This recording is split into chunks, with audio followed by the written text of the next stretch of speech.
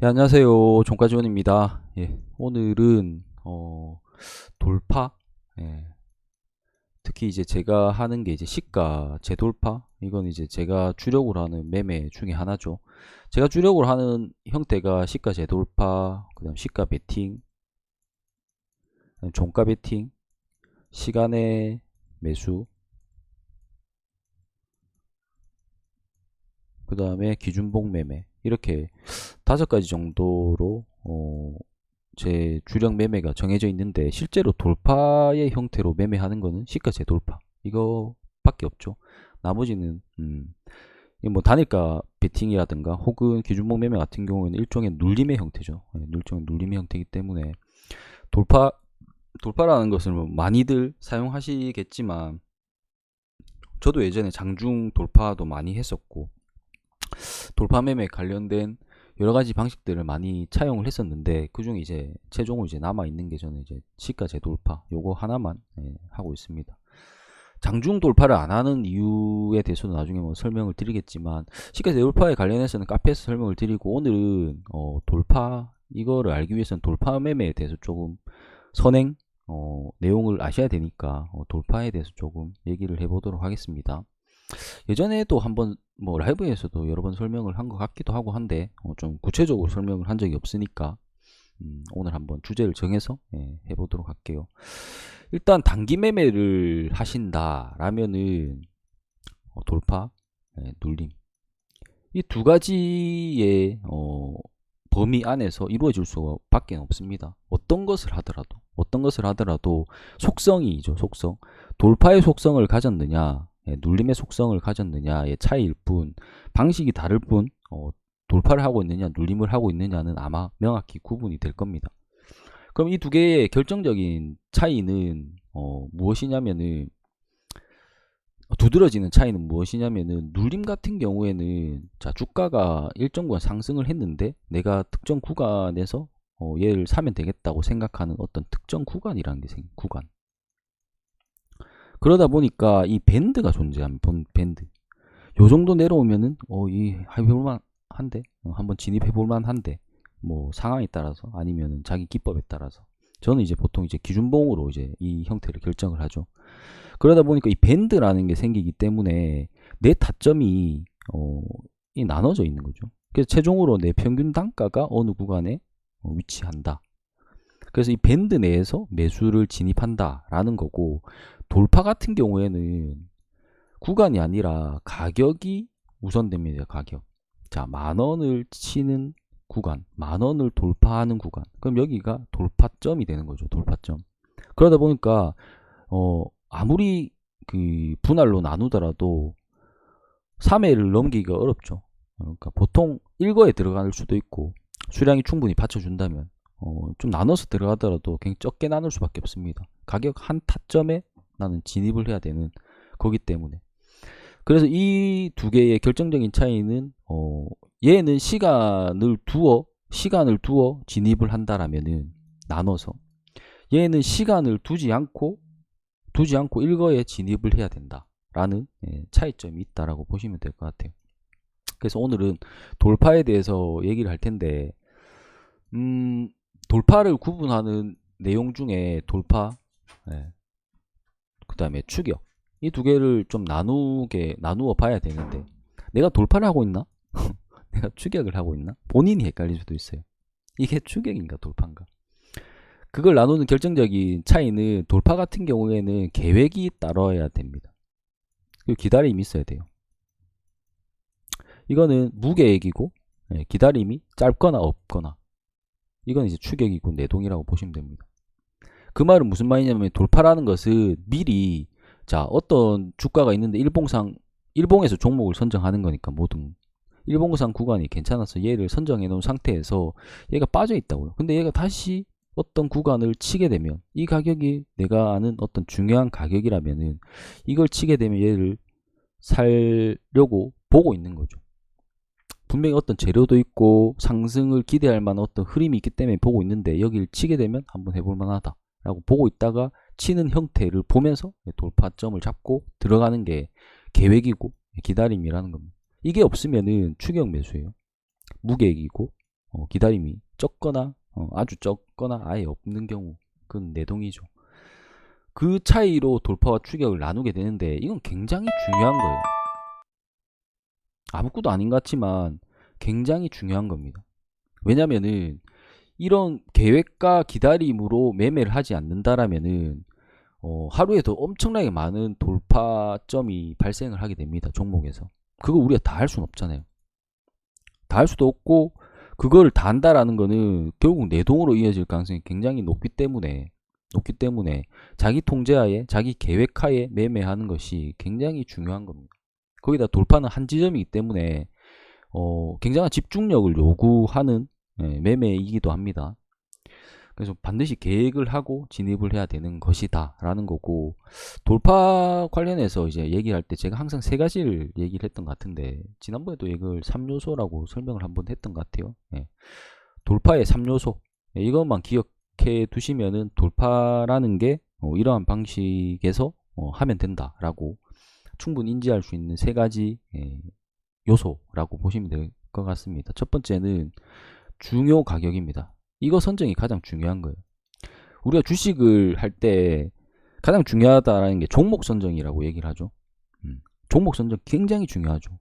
어떤 종목이 계속해서 이렇게 뻗는 놈이면 웬만해서 여기서도 먹었고 여기서도 먹었고 여기서도 먹었고 여기서도 먹었네. 종목 선정 굉장히 중요한 겁니다.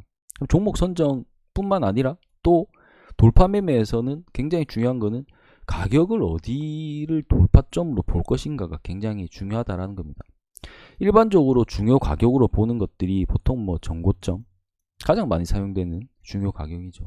그다음 시가 혹은 종가, 저처럼 이제 기준봉을 본다, 아니면 특정 어떤 봉을 본다라고 하면은 그 봉의 고점, 저점, 중심값, 그게 아니더라면은 뭐 라운드 피겨 가격, 모든 이런 중요 가격, 일반적으로 알 수 있는 이런 것들 중에 자기가 사용하는 기법과 만나는 어떤 구간에서 내가 선정을 해서 그 가격을 특정해서 돌파점으로 보게 될 겁니다. 이 중요 가격을 선정하는 것이 가장 중요한 거예요. 포인트는 여길 넘어서는 것이 정말로 중요한 것인가, 정말로 이 돌파가 이루어지면은 상승이 크게 나올 수 있는 그 가격인가 라고 결정하는 것이 가장 중요하다라고 보면 되죠. 그래서 3요소 중에 가장 중요하다고 봐요. 두 번째, 세 번째는 경험이고 그 다음에 어떤 감각의 영역이 될 수도 있는데, 두 번째는 수급입니다. 수급. 이 수급에는 두 가지를 포함하는데 체결의 형태, 그 다음에 호가의 형태, 이 두 가지를 저는 이제 유심히 보는데, 우리가 알 수 있는 정보는 그렇게 크게 많지 않아요. 실제로 주가가 움직일 때 체결로 매수가 들어오고 나가고 매도가 나가고, 그 다음에 호가에 어떠한 물량들이 차곡차곡 쌓여 있고 그걸 어떻게 먹어내는가가 체결의 형태죠. 그 다음에 그것을 방해하는 요소들 혹은 그것을 지지하는 요소들이 매수 호가를 채워나가는 형태, 그 다음에 매도 호가가 채워지는 형태가 이 두 가지겠죠. 이 두 가지는 동일한 형태로 똑같이 벌어지는 거는 한 건도 없겠죠. 세상의 어떤 주식에서도. 하지만 비슷한 양상으로 벌어지는 것들은 있다라는 거죠. 그게 무엇이냐면은, 첫 번째로 체결의 형태에서는 단주에 대해서 제가 예전에도 얘기했지만 단주가 있다고 좋은 것도 아니고 뭐 없다고 좋은 것도 아닙니다. 어쨌든 단주는 자주 출현을 합니다. 돌파가 이루어지기 직전에 단주는 자주 출현을 합니다. 이게 왜 자주 출현을 하냐면은 체결의 속도를 상승하기 위한 거거든요. 체결의 속도. 한 주, 두 주, 세 주, 한 주, 10주. 체결의 속도를 올려나가다가 특정 내가 생각하고 있는 특정 돌파점을 다달아서 체결이 한 주 나오던 것에 만주, 8천주, 3천주, 만주 하면서 여길 뚫어내는 형태. 그게 일단 체결의 형태죠. 그래서 단주가 포함되어 있든 포함되어 있지 않든 대부분 포함이 되어 있어야 속도가 상승을 하기 때문에 체결의 속도가 상승을 해야 된다. 돌파를 하기 위해서는 체결의 속도가 상승을 해야 된다. 그럼 두 번째로 체결을 하는 그 형태가 매수로 큰 물량들을 먹어 제끼는 형태가 나와줘야 된다. 내가 중요하다고 생각하는 혹은 물량이 이렇게 쌓여있는 구간을 단주로 치고 올라오다가 여기를 훅훅훅훅 먹어내는 형태가 나와줘야 된다. 세 번째로 호가의 형태에서 중요한 것인데, 결국 호가의 형태라는 거는 내가 여기를 돌파점으로 보고 있는데, 여기를 돌파점으로 보고 있는데, 여기서 이제 체결이 뭐 한 주 한 주 한 주 이렇게 나오다가 1000주, 5000주 뭐 이렇게 하면서 여기를 이제 먹어 제끼는 속도가 올라가면, 체결의 속도가 올라가면서 여기를 먹어 제끼는 형태가 나오기 시작했죠. 그러다가 이렇게 중요한 구간들을 먹고, 이거 중요한 구간들을 먹고 하는 형태가 나올 때 바로 밑에다가 이렇게 같이 채워 나가는 형태가 나와주는 것이 가장 좋다라는 겁니다. 이 세 가지 형태가 내가 생각하는 돌파점에서 나와준다라면은 상당히 유효한 돌파가 이루어질 가능성이 높다라는 겁니다. 체결의 속도가 올라가고 체결의 매수로 먹어내는 물량들이 발생을 하면서 여기 매수 호가를 채워 나가주는 형태, 이게 아까 말씀드렸던 두 가지 수급의 형태, 두 번째 요소인 수급의 형태입니다. 세 번째는 돌파 매매는 반드시 다이렉트로 성공을 해야 됩니다. 그러니까 바로 올려줘야 돼요. 여기 돌파점을 치고 먹고 올라갔는데 얘가 다시 기어 내려오는 형태는 실패라는 거예요. 이게 다시 올라가더라도 그거는 애초에 여기 돌파점을 내가 잘못 잡은 거죠. 다시 올라갔다면 여기 다시 올라가는 구간에서 잡던가 아니면 다른 가격이었다는 거예요. 돌파 지점이 여기였다는 거예요. 더 중요한 돌파 가격이. 그러니까 돌파 가격을 내가 잘못 잡았기 때문에 내려오는 것이지, 내가 돌파 가격을 잘 잡는다면 반드시 내가 생각했던 돌파 지점에서 2% 3% 이상은 올렸다가 빠지더라도 아니면 그대로 쭉 올라가더라도 돌파가 이루어지면 반드시 그대로 올라가야 된다. 그걸 이제 제가 얘기하는 게 돌파된 저항은 지지되어야 한다. 이 문맥은 꼭 기억을 하셔야 됩니다. 돌파된 저항이 돌파가 되면 그 구간 지지가 되죠. 여기를 돌파를 하게 되면 여기 이제 지지대가 됩니다. 그러면 얘를 깨트릴 수도 있고 얘를 안 깨트리고 갈 수도 있죠. 지지된다가 아니라 지지되어야 한다. 돌파의 성공 여부는 돌파가 지지되어야 되는 경우에는 돌파의 성공으로 볼 수 있다는 겁니다. 돌파가 지지되지 못하면은 이거는 돌파에서 실패했을 가능성이 매우 높다라는 겁니다. 그래서 손절가도 그렇게 길게 둘 필요 없어요. 돌파 매매는 결코 위기를 줄 필요가 없기 때문에, 위기를 준다는 건 그냥 끊고 위기 안 주는 애에서 그냥 크게 먹는 게 낫습니다. 그래서 돌파된 저항은 반드시 지지되어야 한다. 이 세 가지 요소만 가지고도 우리는 이제 충분히 돌파 매매를 할 수가 있죠. 내가 돌파 가격을 선정을 할 수가 있고, 그 다음에 돌파되는 형태에서 어떻게 수급이 이루어지고 체결이 이루어지고 호가창의 형태가 어떻게 이루어지는지, 그 다음에 그 돌파가 이루어지고 난 뒤에는 대밀려서는 안 된다. 대밀린 거는 안 좋은 거다. 짧게 끊어내도 된다. 그럼 이 세 가지 요소를 가지고 우리는 돌파 매매가 가능합니다. 이거는 그 눌림 매매와는 다르게 속도감이 있어요. 속도감. 돌파 매매는 속도감이 있기 때문에 HTS든 MTS든 내가 사용하는 인터페이스에서 좀 능숙한 다룸의 형태가 꼭 필요하죠. 그러니까 이건 다 경험이지만, 내가 이거 클릭도 빨리 잘 못하고 빠른 판단이 안 되는 경우에는 돌파 매매를 해서는 안 돼요. 돌파 매매는 굉장히 속도감이 있는 매매이기 때문에. 그래서 꼭 돌파 매매를 연습할 때는 꼭 소액으로 항상 확인해 보면서 연습을 하셔야 된다라는 부분 꼭 기억하시면 될 것 같습니다.